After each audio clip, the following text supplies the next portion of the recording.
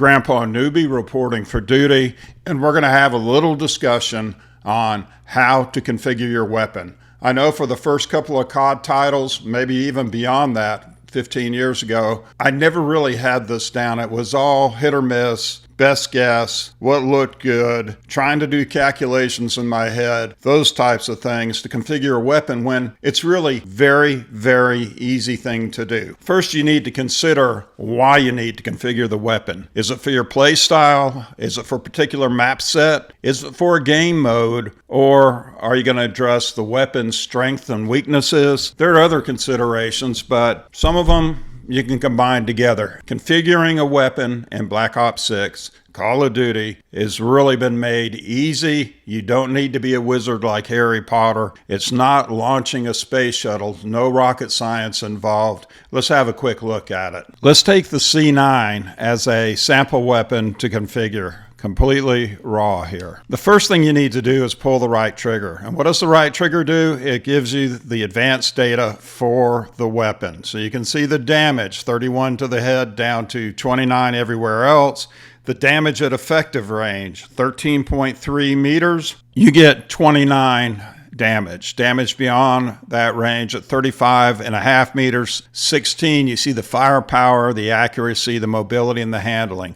All important numbers. So Grandpa, I like a lot of bullets. I carry a larger magazine generally to the fight. I play on smaller maps. I want to be able to have maybe 2, 3, 4 engagements at once, and I will not have a lot of time to change out the mag. Yes, there's going to be some impact, but I start with the extended mag 2 for the C9, and you can see it affects nothing but the handling, reload quickness. You can expect that. You have more bullets, and as they say in the fighter squadron, as long as there's lead in the air, there's hope. So I plan on putting a lot of lead in the air. Stop the press, aim down sight speed, and sprint to fire speed are significantly affected. So we're going to look to improve those. Now this is what the extended mag 2 did to the entire data set. So now let's look for aim down sight speed and sprint to fire speed. The quick draw grip gives us a significant increase in aim down sight speed, the assault sprint to fire speed,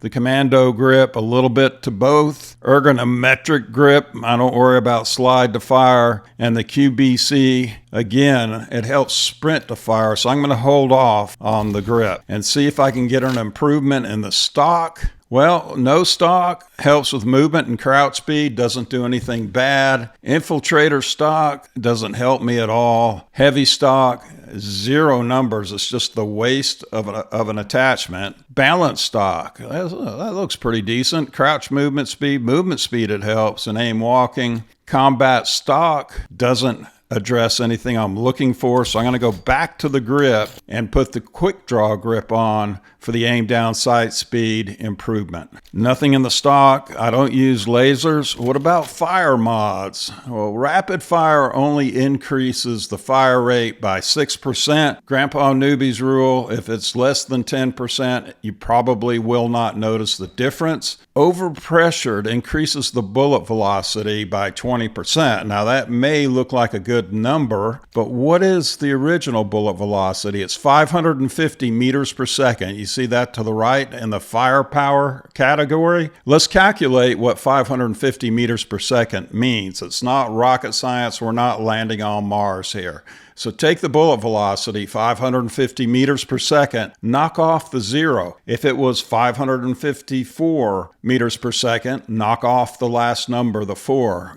You end up with 55. Cut that number in half, which is about 27.5 meters. If cutting a number in half is beyond your capability, cadet, thank you for flying Lufthansa. Anyway, 27.5 meters. Now let's look at damage at effective range. That's 29. So that's close to being the same number. What does 27.5 meters mean? Well, that's your hit scan range. When you pull the trigger, if you're within 27.5 meters, it's an instantaneous hit on the enemy. Therefore, increasing the bullet velocity, increasing the hit scan range really doesn't help you all that much. Bullet velocity is a placebo in most cases. It's a honey trap. It's a way that Treyarch uses for you to waste an attachment, and we're just not going to fall for it. Now in Warzone, it may help you out on larger maps, it may help you out, but in most cases, it's a placebo. 9x19 millimeter parabellum, you see, it does absolutely no good for you at all unless you're trying to shoot through something, so you might consider that one.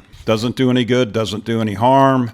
Underbarrel. Well, let's take a look and see what that does for us. Helps with the horizontal recoil, the vertical foregrip. That number is already small, about 10 degrees per second, so we're not going to worry too much about that.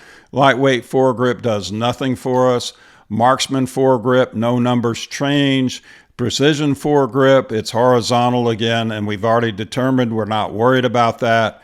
And Ranger foregrip, it's horizontal, but also sprint movement speed, but it's less than 10%, so we're not going to notice it, at least Grandpa's not. And I'm not playing in the Call of Duty League. We're not talking about the top level players in the game where they're going to have limited engagements on a search and destroy, so changing out the magazine is not a difficult thing for them to do. The barrel, let's see what that does for us. Well, the gain twisted barrel helps with bullet velocity. We've already determined that's a waste. The long barrel, though, that increases our damage at effective range from 13.3 meters to 17.3. That's probably a keeper there, and it doesn't have any adverse effect on our overall configuration. Reinforced barrel, again, that's a placebo. Short barrel, placebo. And CHF barrel, that one increases the headshot damage by 10%. And Grandpa will use those as he's grinding through the 100 headshot military camos and then take it back off later. So we're going to go with the long barrel here. So that gives us 3 attachments. How about the muzzle? Suppressor takes us off the mini-map, but I'm flying on small maps. People are going to know where we are. The compensator, gun kick and vertical recoil. That looks like a winner. Muzzle brake does absolutely nothing for us. Ported compensator, gun kick at 19 and vertical recoil at 20. So 19 and 20 versus 33 and 35. It's a no-brainer. We're going to go with the compensator. And finally, if you need an optic, Grandpa recommends the Kepler Microflex. That's what I use. If you don't need an optic, I would go back to the stock category and pick one of those. So this is my configuration for the C9. And you can see that we've helped with the gun kick. We've helped with the vertical recoil. The aim down sight speed is actually improved, and we're giving up reload quickness, which we're willing to do for that extra ammunition, and some sprint to fire speed, but it's still blinding at 150 meters per second. If you enjoyed it, please like and subscribe. It helps me, it helps my family, it helps the channel grow, which is my aim here, to be able to provide more information, more demos of weapons, and just some interesting, fun stuff. We do stream every Thursday night and Sunday night at 18:30. That's 6:30 p.m. Central Time. You're welcome to come to the stream. There's usually room to join me. Cheers and peace to you.